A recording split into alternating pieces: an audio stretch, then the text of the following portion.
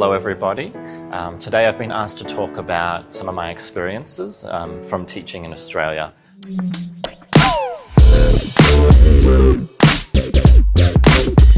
And because that's a very broad topic, I've decided to narrow it down to just 3 talking points. So I'll be talking a little bit about the classroom, the students, and also the teaching. And I'll be keeping it quite brief about each point. But the first point about the classroom, one of the things I like doing with my own classroom is decorating. And I know lots of other people talk about this too, but I think it's important for all year levels, whether it's from primary school all the way up to some secondary senior school. And I think it's the important thing that I like to do when decorating is really focus on showcasing the student work, because it's like an extra engagement for them. If they, in my experiences, students enjoy seeing their work up on the walls, and it eventually gets to the point where students will be asking me like, oh, how come you haven't put our work up on the walls? So I think that is one technique that teachers can use to engage their students, and it opens up a whole kind of world of different activities that you can run, which can put a spin on your usual activities you run in your classroom. Because if the students know it's going to be going up on the walls and that people will be seeing it, hopefully they'll be a little bit more engaged in trying to put more effort into it. The second point is about the students. So when it comes to students, one of my big experiences in the classroom comes down to mindset of the students.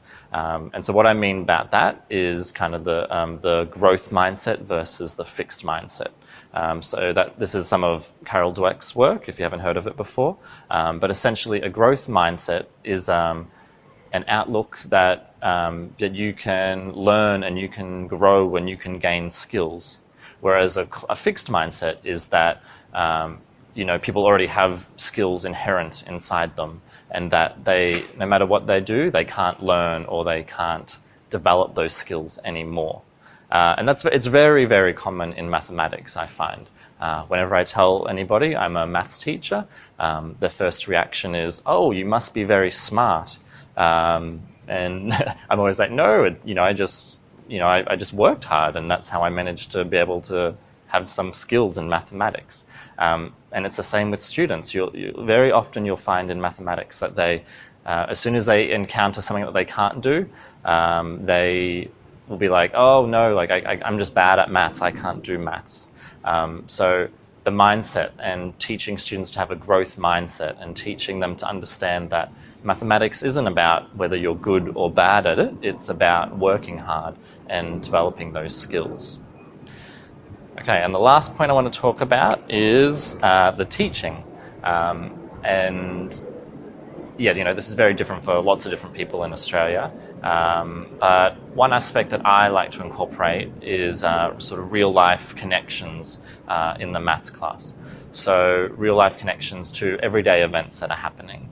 And I find these often take 2 different sides. Sometimes they take a practical side, something like financial mathematics, which is a real-life connection which hopefully your students can learn and then implement in their own lives later on. And then I find some other real-life applications are more about engagement for the students.